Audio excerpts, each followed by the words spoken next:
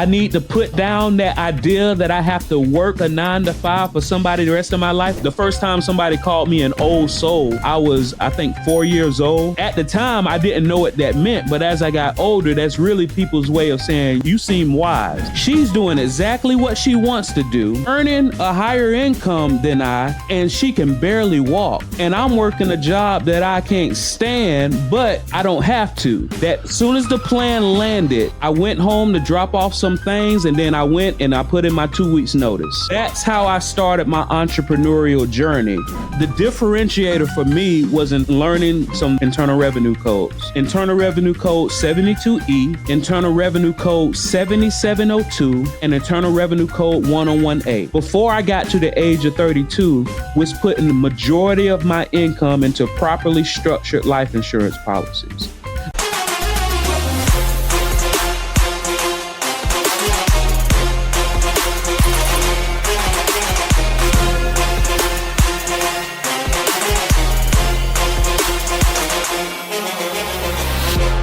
All right, welcome to another amazing edition of the Journey Freedom Podcast. And I'm just, oh man, every today has just been one of those days where I'm rushing around. I'm on the phone, I'm doing stuff and getting it done. And I didn't have any podcast this morning. So usually sometimes in the day I'll have, one or two during the day. And this is the podcast today. So I have been looking forward to this all day because it's kind of that time where you just go, I get to hear somebody else's story and what somebody else is doing in this life to make this life better, not only for themselves, but for others. Because when we talk about living, the journey to freedom and living in purpose and doing all those things, I don't know if we can do it without serving others. And I don't think I've had maybe one guest that says, I don't want to serve nobody. It's all about me and I'm going to take mine.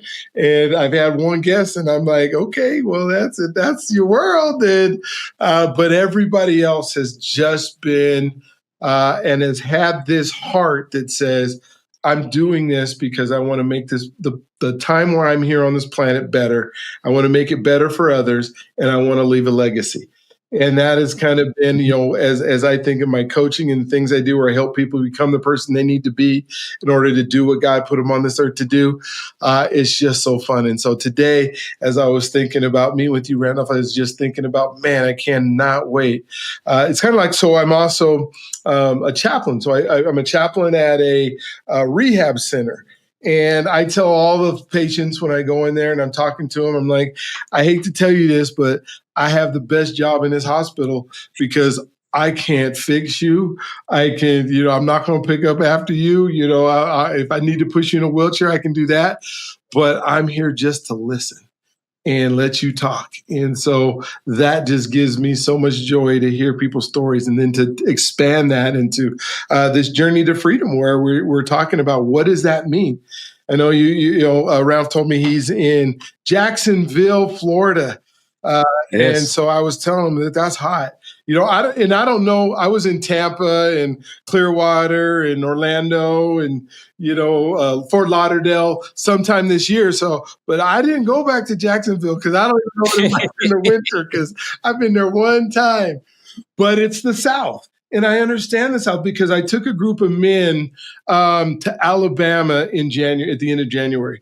And we went on this civil rights tour and kind of just, this is our roots. This is where, things happen. And I, before I did it last year, I hadn't spent much time in the South and I didn't understand the South and, what it means to be part of it. And oh my gosh, it's been kind of amazing. I have another podcast called Living Boldly with Purpose. And, I had a couple gentlemen in the last few weeks that are from Birmingham, Alabama. I even had a minister who came on and I was talking about some of the things that, we were learning when we went to the tour of Birmingham, or we walked over to Pettus Bridge, or we went to the Equal Justice Museum, and just to see how segregated Alabama still is. Even in 2025, and he looked at me like he had no clue what I was talking about. I said, where Shuttleworth's home was and, where the wall is where MLK and the 16th Street Baptist Church. And he literally looked at me like, well, where's that? What's that? Oblivious, huh? Oblivious. Dude, I mean, you live here. He tells me that he's serving. He says, "Well, we're serving low-income folks in the ministry," and he'd moved there like 4 or 5 years ago or something like that. And he's serving in the ministry, and he's serving. And so are you serving any black folks? And he said, "Yeah, most because Birmingham's like 85% black."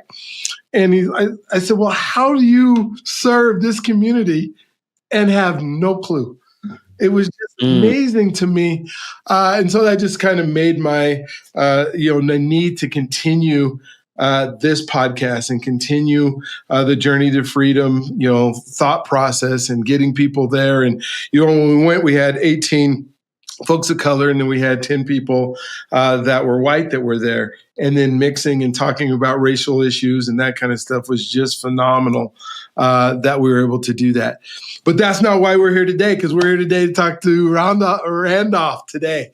Oh my gosh, like I said, I get excited because I haven't talked all day, right? So now I get to give 3 minutes at the beginning and 4 Gotta get it out, yeah. But I can't wait to hear your story. Like I do all my guests, I can't wait to hear what makes you you. What sometimes we talk all about what we do. People say, "Well, who are you?" And then we answer with, "Well, I'm a banker, or I'm a lawyer, or I'm a dentist, or I'm a doctor." Like, no, but who are you? Well, we get the opportunity to hear his story first before we find out all the crazy cool stuff that he does. But who is he? And so it's so fun. And so the floor is yours now. I go ahead and start wherever you want in life, and then we'll just chop it up after that. But thank you so much for being on and being willing to be part of this podcast today. You're definitely welcome. And speaking of Alabama, I actually did some volunteer work. They have like a 4-H extension program. And don't ask me what 4-H means, but it's if you're from Alabama, 4-H, extension. I do some volunteer work out there for the programs of senior citizens and things of that nature. But who am I? I'm still trying to figure that out, right? They say know thyself, right? And it's one of those things to where I treat who I am like a pair of clothes. I understand that I came into this world, and a lot of the habits that I have, a lot of the customs that I adopted were exactly what that was. I adopted it. It's things that I did not have before I got here. So every year, as I continue to know myself, if there's something that I thought was like that I held value to, since I was a child, because I adopted it as a child, I reevaluate things and then I move on. So one of the things that I had adopted as a child was you're supposed to work 9 to 5 and you're supposed to work until you're 60 plus years old. Now, I got to the age of 32 to be exact. And based off the education I had, by that time, I'm already a chartered financial consultant. I'm already a chartered life underwriter. I'm already a fellow Life Management Institute. I'm already a chartered property casualty underwriter. Like somebody told me, they say, you have more letters after your name than in your name. Right. So by the age of 32, I already had all of these professional designations, and I had been working as an agent for one of the most well-known insurance companies in the nation, in the world, in fact. So I look at my accounts, and based off of my definition of success at that time, at the age of 32, I could retire.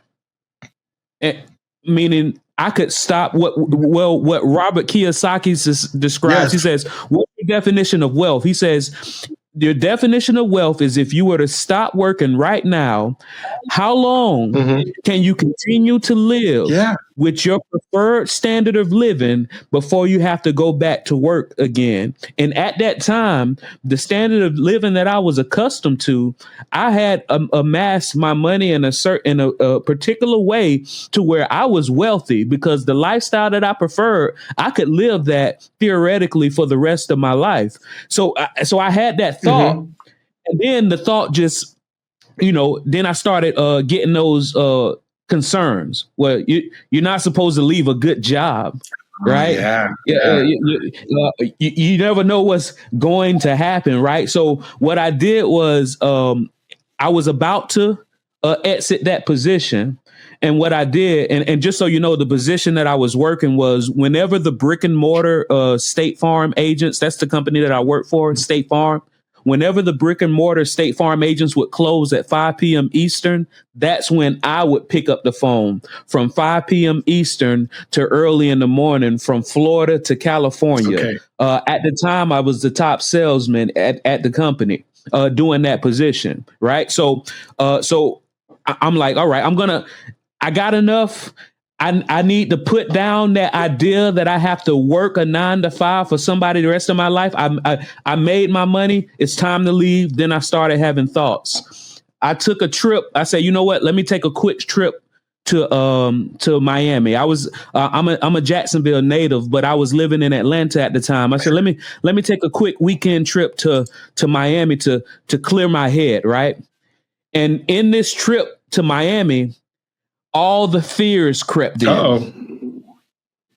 All right. I decided that, you know what? I do meet Robert Kiyosaki's definition of wealth. Mm-hmm.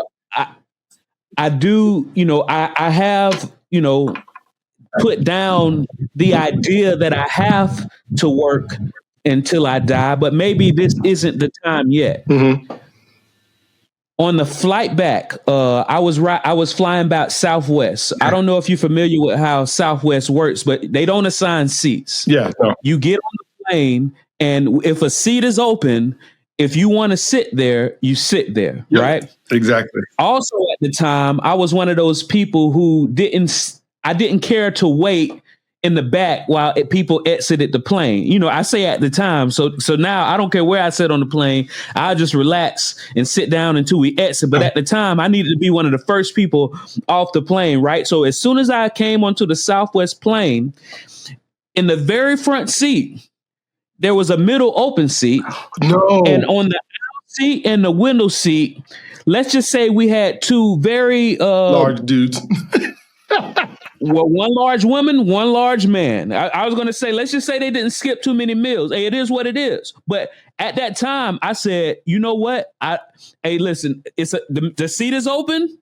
Is this seat available? And they looked at me like I was crazy. And I sat right there in that seat, right? Now, before we took off, Hey, it's Dr. B, and let me ask you something just here real quick. Are you tired of doing the same thing over and over and not getting the results you want? Are you serious about making some changes this year that will impact you in a huge way? Maybe you're putting out content right now and it's not turning into customers, or maybe you're uploading videos, but you're not sure why or how it's even gonna help. I've seen a lot of people that are making a whole bunch of cold calls to the wrong people, and no one's answering. No one wants to talk to you. It might just be that you're just doing what you've been doing and crossing your fingers hoping it finally works this year. But let me tell you what, that is not a strategy, and it will continue not to work. That's why I created the Podcasting Challenge, and it's coming up fast. In just a few days, I'm going to walk you through the mindset, the tool set, and the skill set you need to create a powerful podcast. That's right, a podcast. You won't believe what a podcast can do. One that builds real value and creates new clients. And if you grab a VIP ticket, you'll get to join me for a daily Zoom Q&A sessions where I'll personally answer your questions and help you tailor everything to your goals. This is your moment. This is your year. Go to thepodcastingchallenge.com right now and save your seat. The link is in the show notes and the description. Thank you for watching these podcasts. Now let's get back to the conversation. The lady next to me, and it must have been her that initiated the conversation, because I usually don't initiate conversations if I do on a plane until after we, got served. Like once the drinks and the food are coming, then I might initiate a little conversation, but usually not before takeoff. But before takeoff, she and I was engaged in a good conversation. Okay, cool. Now, this lady had to be at least 30 years older than me. At least 20, 25. Keep in mind, I'm 32 at the time. Gotcha. So she has to be 50 plus years old. Okay. This lady tells me that she has been working as an independent adjuster for the past 7 weeks, and she's been making $7,000 a day. A day? 7 days a week. Oh my gosh. For the past 7 weeks. just doing independent adjuster work, like something that's out in the field, something that's not bogged down, right? And then she told me that, and I'm like, hold on. So I of course I make good money, but I don't make that much in 7 weeks. Yeah. Right. When the plane took off and landed, because by the time I got to the plane, she was already sitting down. The lady got up and she could barely walk. Oh. So I'm saying, hold up. She's doing exactly what she wants to do. She's earning a higher income than I, and she can barely walk. And I'm working a job that I can't stand, but I don't have to. Yeah. That as soon as the plane landed, I went home to drop off some things, and then I went and I put in my 2 weeks notice. Really? Oh my gosh. So that's how I started my entrepreneurial journey. It went from, all right, I have the option to retire the standard corporate 9-to-5 setup, and I can go ahead and start helping people, servicing people, like you said, because it's all about the more you give, the more you receive. Yeah. Wow. So let's fast forward now. I mean, so you've now become an entrepreneur. You've decided, hey, I'm leaving this. Now, I guess before you jump into the rest of your story, did you think that your lifestyle was going to change? Because that's where, you come into, like, for the lifestyle that I'm living, this is enough to retire.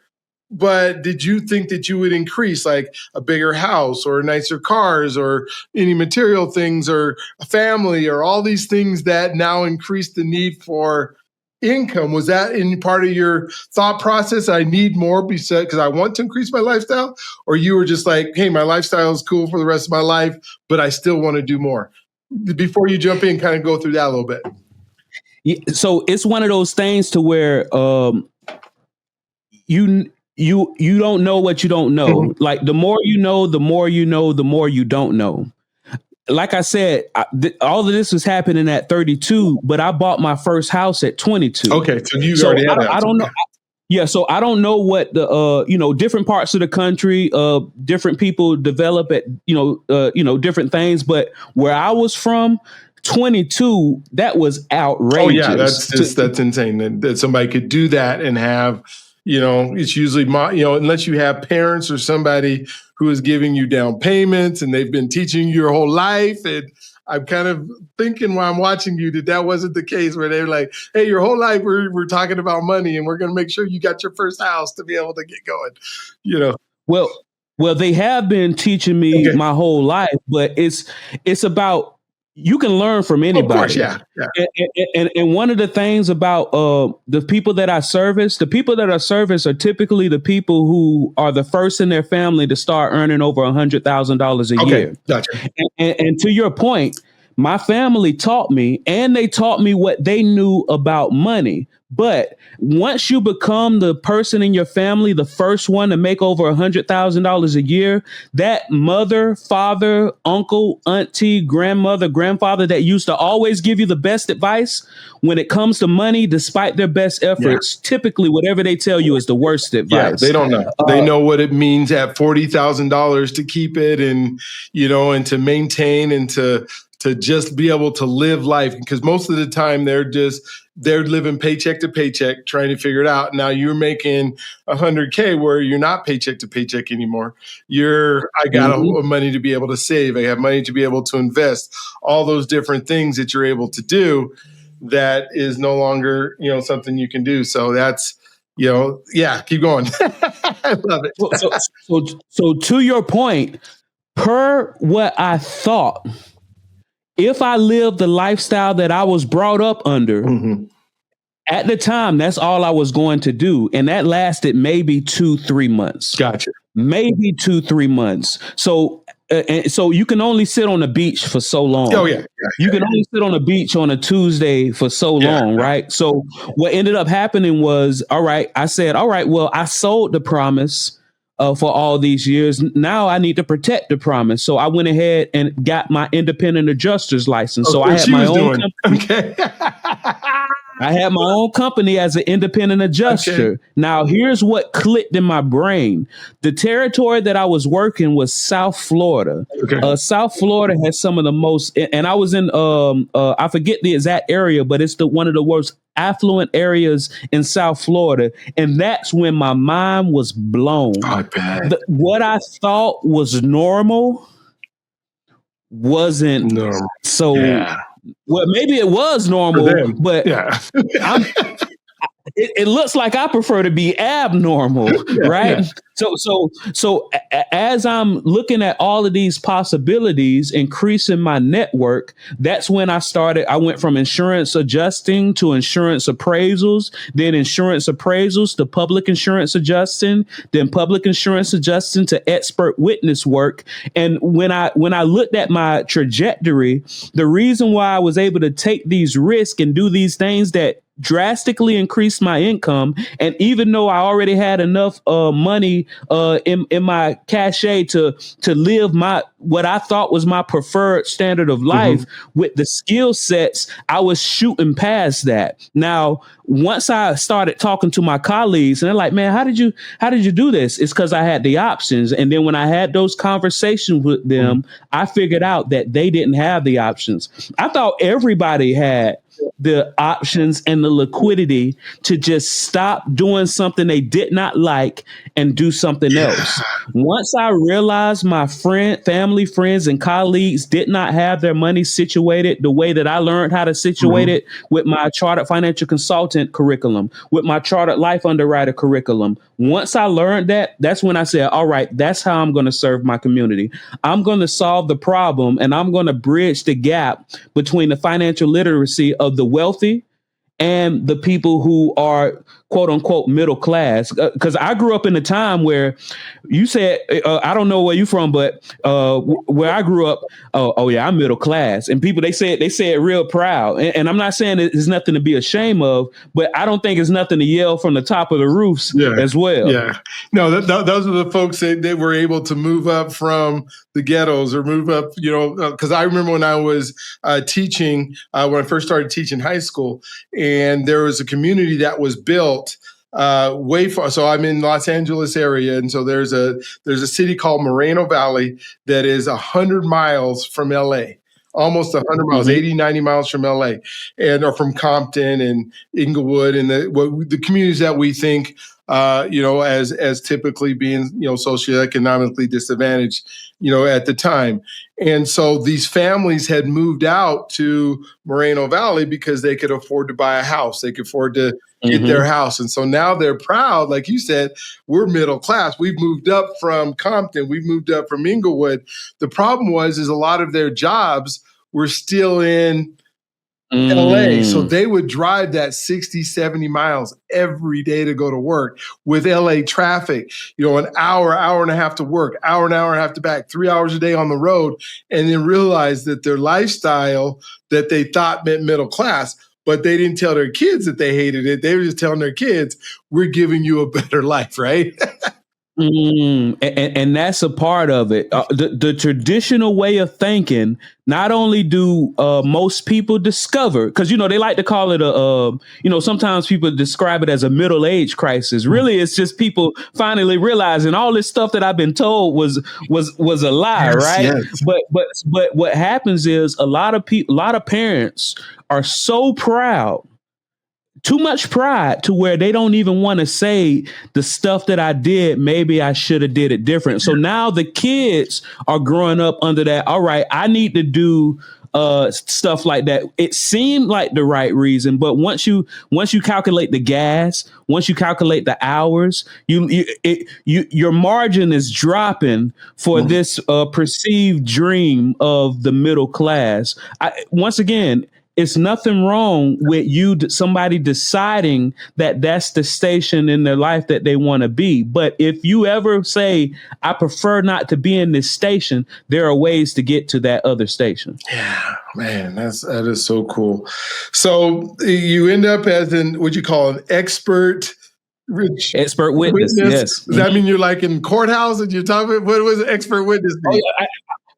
Where I'm from, they would call me a professional snitch, Oh, right? But basically, the way it works is, whenever there was a like an insurance claim, mhm. right?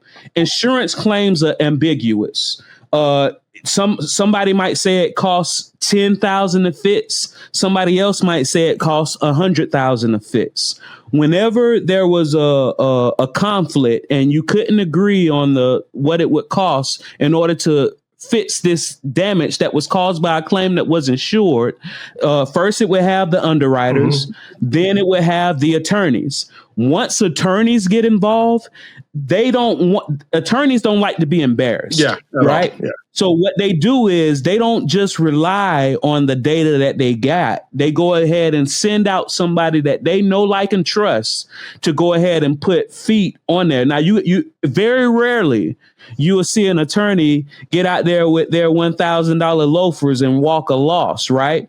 For the most part, they have expert witnesses, people who know the field, go out there, capture the images, ask the right questions, do the right tests, and then that allows them to get those documents and read through it and make a decision on how they should move with the claim. And if they decide to move forward with the claim, they typically ultimately use that documentation to win. And so that's what I would do. Okay, gotcha. So are you still doing that? What is now life turned into since you were doing that? Or is it, talk to me a little bit where you went. So I consult now. A lot of the same attorneys that I did expert witness for, now they're my clients. Okay. The same public adjusters that I educated, now they're my clients. What I do is because, even though you're in the industry, a lot of attorneys make a lot of money, right? A lot of insurance professionals make a lot of money. There are a lot of industries that make a lot of money. What I do is I show people how to make their money make babies. Okay. It's the way I say it. I say, if you can impregnate $100 bill, would you not? Of course. And usually people say absolutely, all night long. So I just show people, like, yes, you're getting a lot of money, but this is how the wealthy take this what I call a big shovel and make your money make money for you. Money is called currency for a reason. Just like a current, it's meant to keep moving. I show them how to keep it moving in the most effective way possible, how to keep it liquid, how to keep it safe, how to have it keep getting good rates of return, and how to have it being tax advantage. Because if you put it in a typical savings account, yes, it's liquid. You can get to it within 1 to 3 days. Yes, it's safe, but it's earning less than 1%. And average rate of inflation is 2 to 3%. So every year your money is worth less and less and less. Your buying power goes lower and lower and lower. I educate people. And because I know one of your big things is identity. One of the first things that we have to do when you're working with us is we have to identify. Because a GPS, a global positioning system, I ask a lot of people when I first work with them, I say, what's the first most important piece of information that the GPS needs in order to get you where you're trying to go? And what they say is, put in the address, right? That's what they typically say. This is where you at. And I say, no. The GPS uses triangulation. Yes. It first needs to know where you're at. Where you're at, of course, yeah. So identity is so important to me, and that's one of the ways that I connect with you, because until you can admit and identify where you're currently at, you'll never be able to go anywhere else. No. And I think that's the biggest thing with money, that people, they think they're at a whole different spot, or they think they understand, or they have no idea. And then it's hard to get because they just have these, I guess, the relationship with money, and that's what I found. I know when, how I've heard it, talked about or used is like a pool of money is not to be viewed upon like a lake would be, right? You need to have inlets and you need to have outlets, because it has to, like you just said, circulate. If it's a pool of money, then it just gets lower and lower and lower all the time, because there's nothing that's moving throughout. And so, oh my gosh, that's good. So when we talk about identity, let's just jump back a little bit. What did you think in your childhood or your young adulthood? Because now you have a house at 22. So you now have been able to be the person who can own a house at 22. So Mm-hmm. in order to do that, what was your identity? Because most kids who are 18 and they graduate high school, the last thing they're thinking about is home ownership. They don't have that Mm-hmm. identity that's going to, I didn't have that identity at 22. My first house wasn't until I was 28, I think, that I could have said, oh, this is important. Now, my parents, they had a house, right? And I don't know how old my dad was when he got, I don't, at this point, I should probably ask him, how old were you when you Mm-hmm. got your first house? But my identity wasn't there. So what made you this go-getter person that can make income, that knew, hey, a house is a great investment. I should get into it. I should buy it, because I doubt you moved into the nicest house in the entire neighborhood when you were 22 because you kind of know I got to step up. I mean, walk me through that a little bit. So, it's one of those nurture versus nature things, right? So, nature wise, sometimes, you're just born with it, right? One of my mentors, Doug Andrews, says, all of your kids are born factory installed, Mm-hmm. right? You can have 3 children and you can raise them the exact same way. They're going to do whatever they do based off that factory installing that came with them, sometimes despite your best efforts. So when the first time somebody called me an old soul, I was, I think, 4 years old. In Jacksonville, they had this program where they would take the elementary school students to visit the nursing home residents. So it's like the youngest of us meeting the oldest of us. And I remember I had to be about 4 years old. I remember the people there talking about, you got an old soul, right? And at the time, I didn't know what that meant. But as I got older, that's really people's way of saying you seem wise, or you sound wise. So I've always had that. But outside of that, I would say at the age of 7, and people don't, I told people this story and they don't believe me, but it's definitely true. At the age of 7, my granddaddy had me out cutting a yard, and this yard had to be half an acre. Ooh. So I'm 7 years old. I can barely reach over the rails, but I'm cutting this yard, and to me, it's normal. And to him, he's from the country. He's 92 years old now. To him, that was normal too. What my granddaddy made, so he watched me cut this yard. This is my first time cutting this yard, half an acre. I get finished, and you know how when I don't know if you ever used the push lawnmower, but you gotta be a little bit over. Yeah, the wheel has to be over the middle of it goes through. Yeah. He let me cut that whole yard without telling you that. And then I had to go. And then after I finished, I had to go back and cut it the right way. And it was that thing of measuring twice, cutting once. Yeah. So outside of that old soul that I just had factory installed, is lessons that I got from my grandfather that made me think, all right, what do I have to have? Mm-hmm. I have to have food. I have to have a place to stay. All right, great. Should I stay in a place where I'm paying rent and the rent is just going to keep increasing every month, or should I lock in a fixed rate for the next 30 years? I think I will have the most options if I lock in a fixed rate for the next 30 years. So that's how I got to that stage at 22. Man, you are one. You like Mensa, aren't you? You're on that genius level. I can tell already. Well, I think everybody's a genius, man. Everybody has their genius, but yeah, when it comes to figuring out how to situate my food and my living for the rest of my life, I am a genius. So when we think about living above your means, below your means, stretching, that kind of stuff, it sounds like you figured out a formula or a way that people or you have been able to live below your means and continue to invest. Is that something that is continued through your whole life, or was it now? I mean, I obviously I don't think you live above your means right now, but how did you get that? Because in our culture, as you know, we are spenders, we are consumers, we are the have, then we try to do, and then become the person. And it seems like you did, and then you got to have. What kind of thought process went through this whole process of, okay, wait a minute, I shouldn't spend.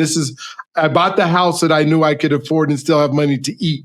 and still have money, but you didn't go buy, the rental furniture to live in the house. I'm assuming, because I'm just having a conversation. I can tell you didn't go buy with a rental or whatever it is, and pay all the extra money to rent I nice bought my furniture, house, right? and I got my own furniture. Yeah. So for me, the differentiator for me was in learning some very important internal revenue codes. Internal Revenue Code 72E, Internal Revenue Code 7702, and Internal Revenue Code 101A. Internal Revenue Code 72E says as long as it's considered a life insurance policy, whatever you have in it grows tax deferred. Yeah. Internal Revenue Code 7702 says as long as it's considered a life insurance policy and you access it correctly, you get access to this money tax-free and it's not considered income. And Internal Revenue Code 101A says as long as it's considered a life insurance policy, whatever you have left blossoms to a larger number and passes to your heirs tax-free. So what I started doing before I got to the age of 32 was putting the majority of my income into properly structured life insurance policies. Wow. And what ended up happening was I still was able to spend, because when you structure a policy the right way and it's with the right product, you can put money in and still be able to access money to live right now. So I'm still out hanging with my friends. I'm still going to the events, but they're only able to spend their money once. Because I access the money from my policy the right way, it's still growing interest in a tax-deferred vehicle. So that was the differentiator of what I did leading up from that. All right, I got my living. I got a fixed mortgage set. All right, I figured out, okay, I pay this much a month. The cost of everything doubles approximately every 14 to 15 years. Okay, so if the money of so I'm doing the math of, all right, 14 years from now, all right, my normal standard of living is 60 grand that I prefer, like that just keeps me just feeling good. All right, so if it's 60 now, 14 years from now it's going to be 120.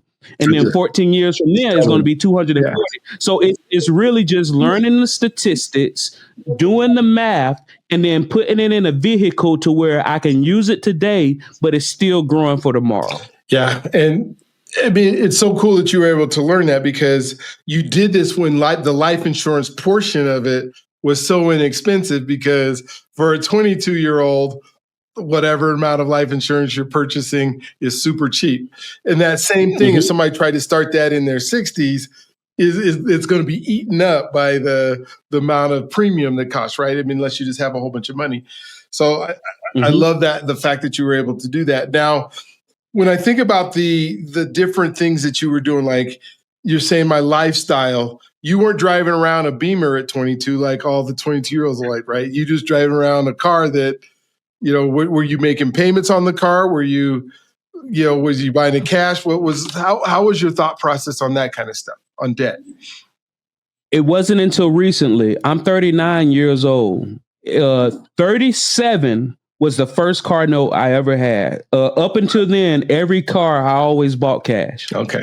So to answer your question, that's how I treated a car. A car for me was a item that depreciated.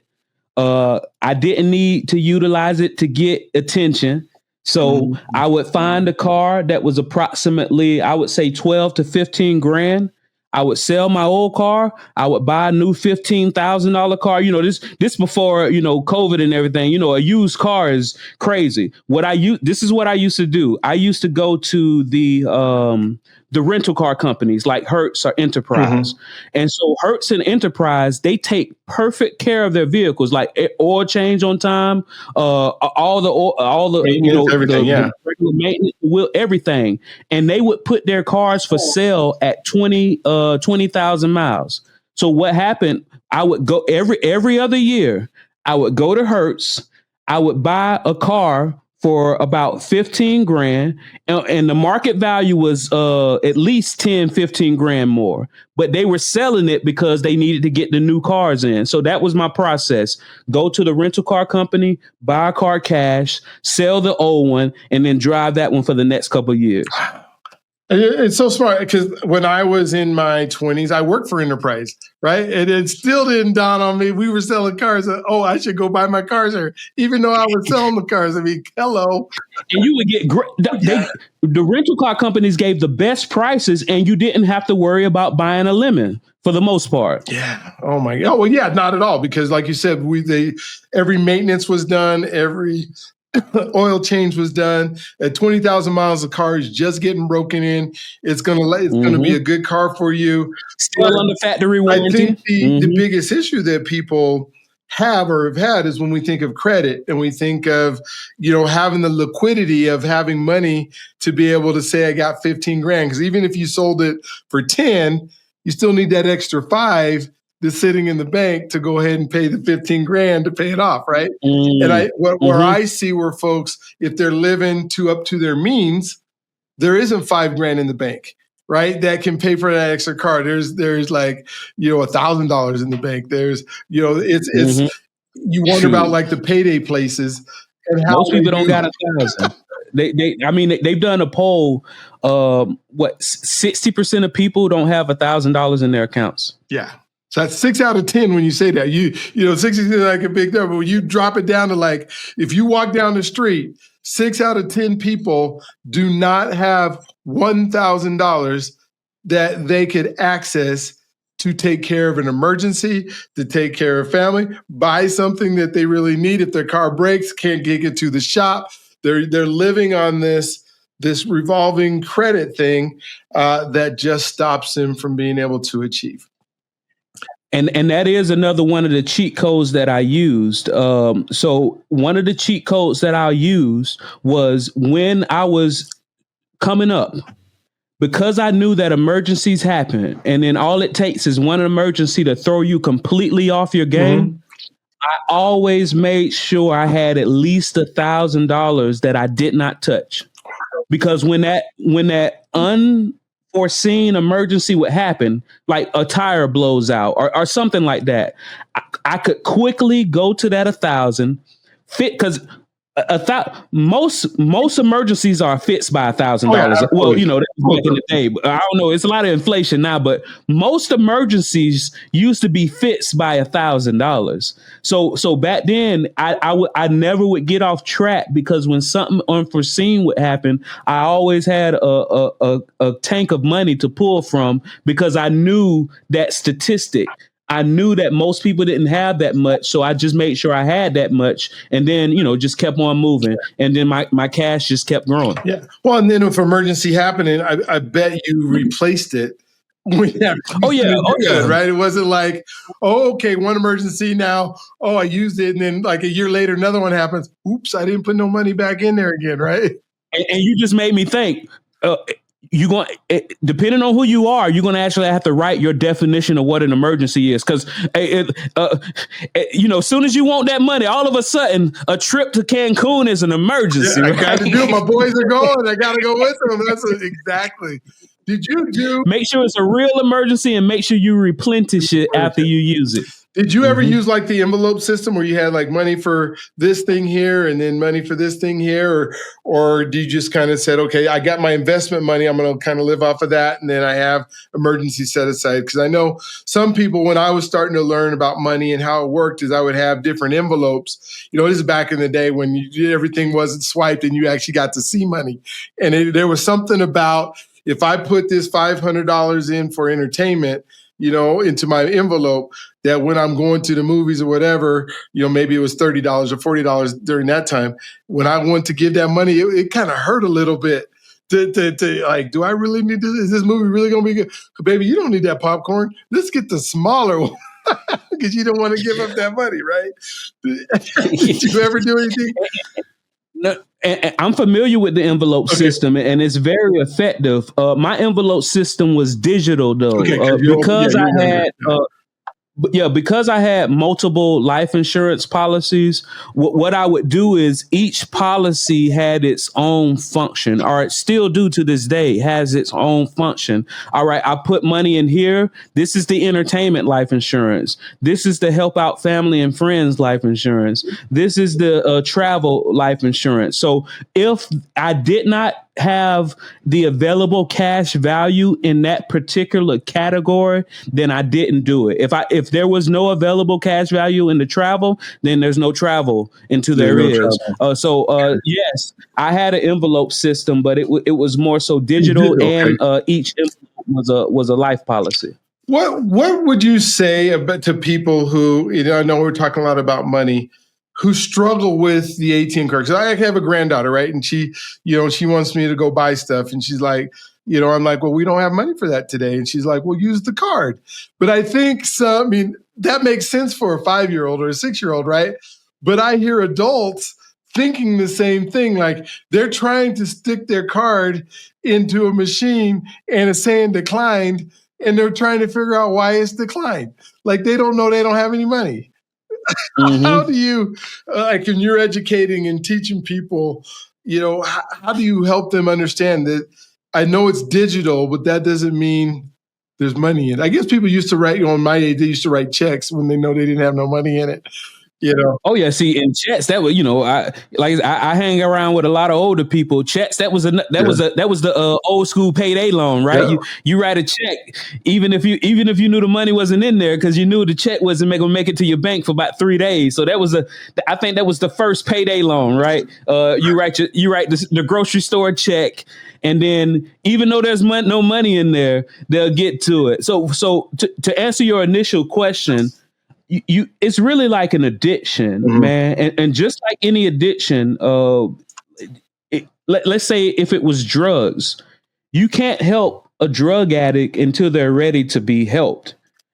You can't help somebody that's addicted to swiping their card until they're ready to be helped. Because once again, it's almost like insulting somebody's religion or political beliefs.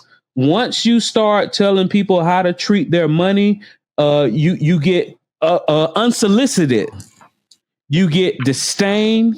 You get it's all types of energy negative that comes.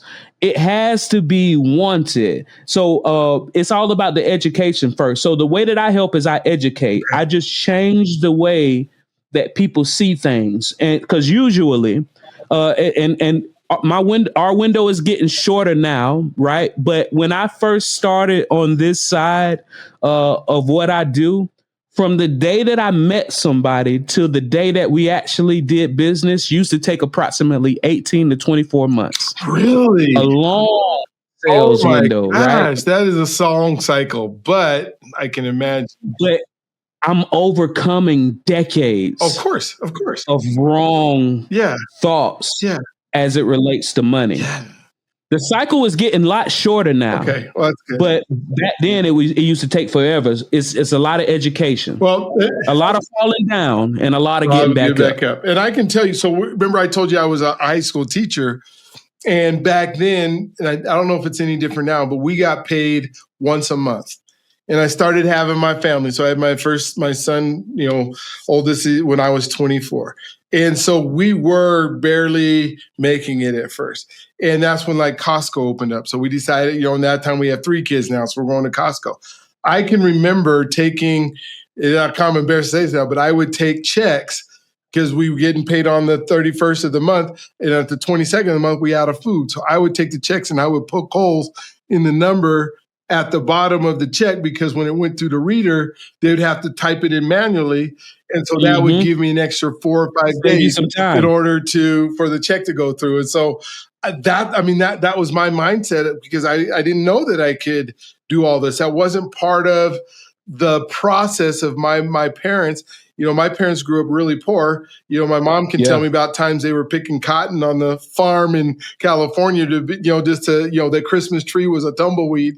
And my dad lived next to an orphanage in Kansas City, and where he said, like, when the truck came in with clothes and shoes, they were right in there, even though they lived next door. They were right in there getting their clothes and shoes at the same time. And so we didn't talk a lot about money when we were growing up. We didn't talk about those things. And I mean, it was so proud of them for now that they were able to get a house and that kind of stuff.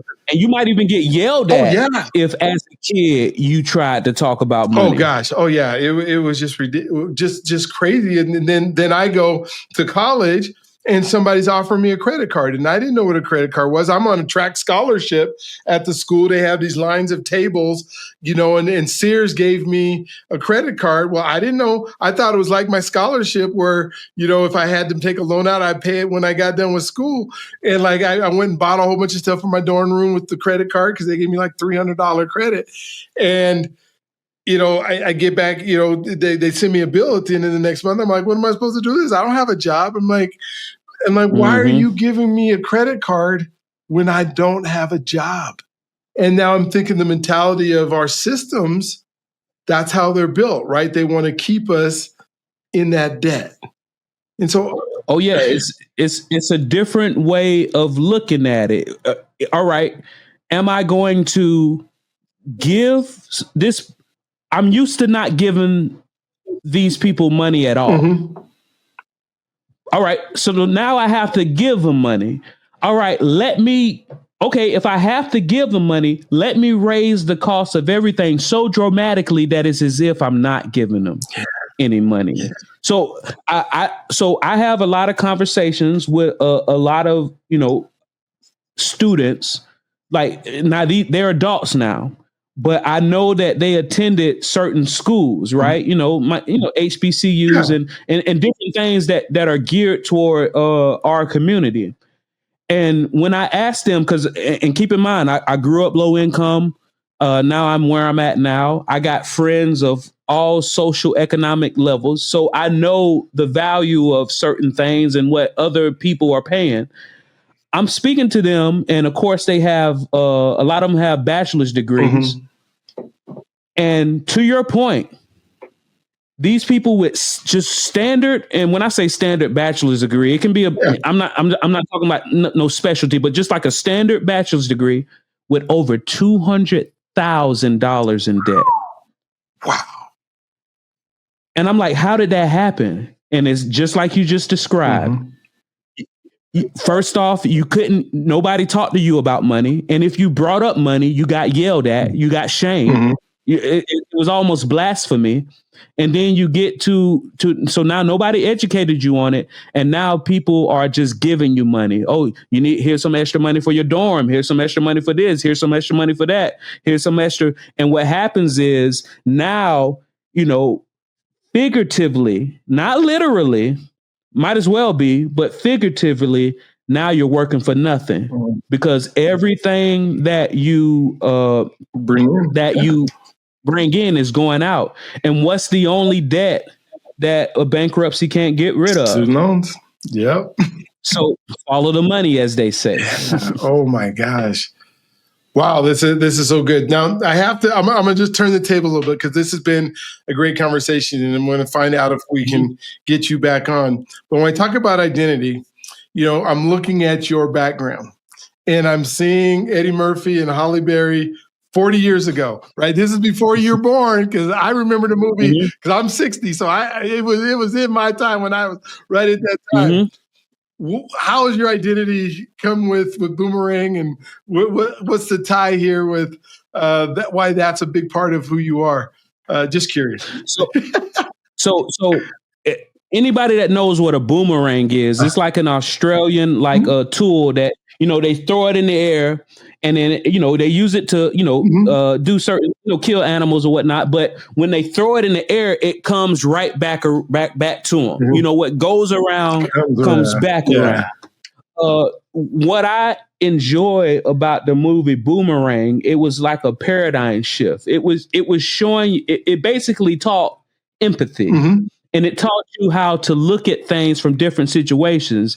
Typically, if you're in a workplace, right, and let's say, usually just like any workplace, the species intertwines, right? Yeah.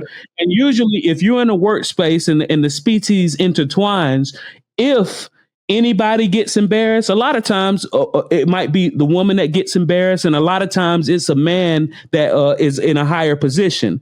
What Boomerang did was they put the woman in the higher position, and they made it to where the man was the one that got embarrassed, right? And it showed you how that whole everything can be completely different just by changing one variable.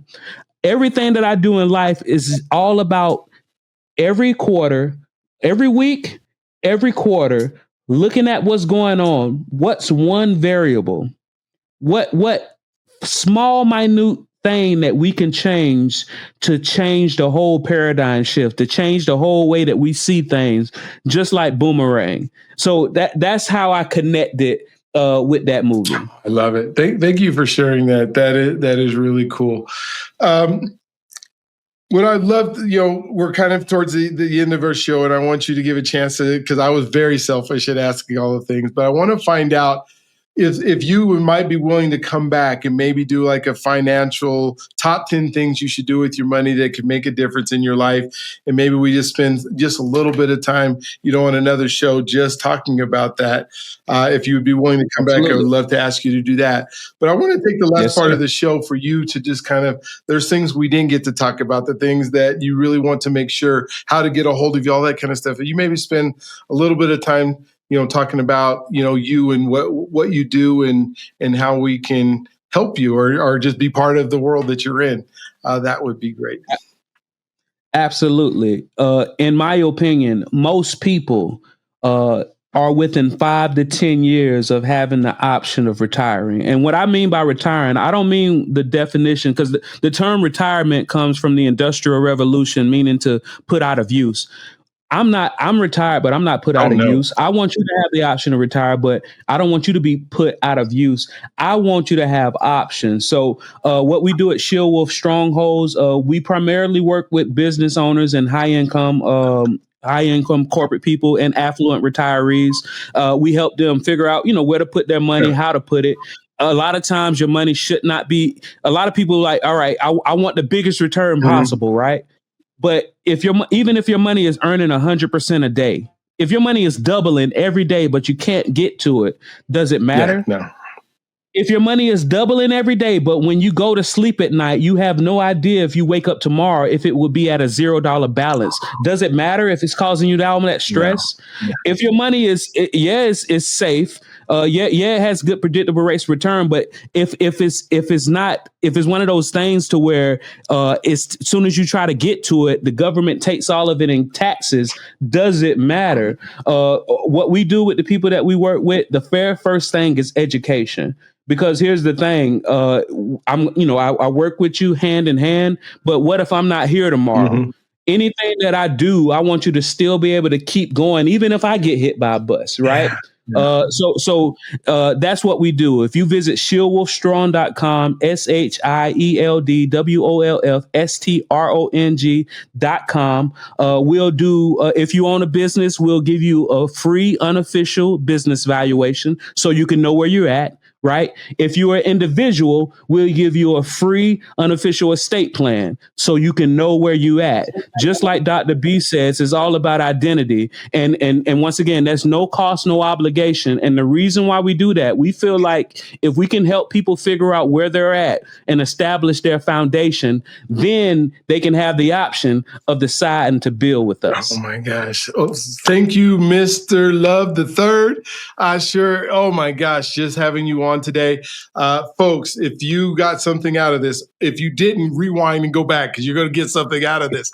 But go ahead, subscribe, hit the notifications. We have so many of these just incredible podcasts with people who are doing something for the community that understand when I said Randolph is a genius, I was not playing. And you can probably tell by just the options that we talked about today in the podcast. And so we're going to have him back. I'm going to have him do maybe just a quick series on the top 10 ways that he can, things that you can do with your money that'll make a difference. So you're going to want to come back to that episode because we are going to help solve some of your money problems if you're willing to listen.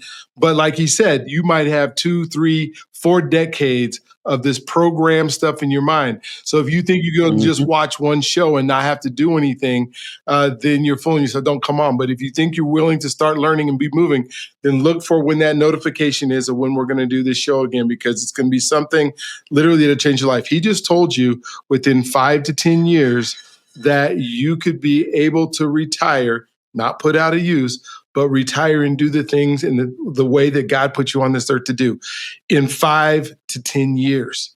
He didn't say 20 to 40 years like our job system does. 40 years, you'll be able to be put out of use. We're talking about 5 to 10 years for you to go do something that you love to do. So Randolph, thank you so much. Do you have one closing thought before we end today? I say this, whether you believe you can or believe you can't, you're probably right. What Henry Ford say. And they say the best time to plant a tree was 20 years ago. Mm-hmm. That may be true, but the second best time is today. Right now, today. Well, thank you. Can't wait to have you on again. This has been a pleasure. Don't forget you are God's greatest gift. He loves you if you allow him to. And we'll talk to you on the next one. Have a good day.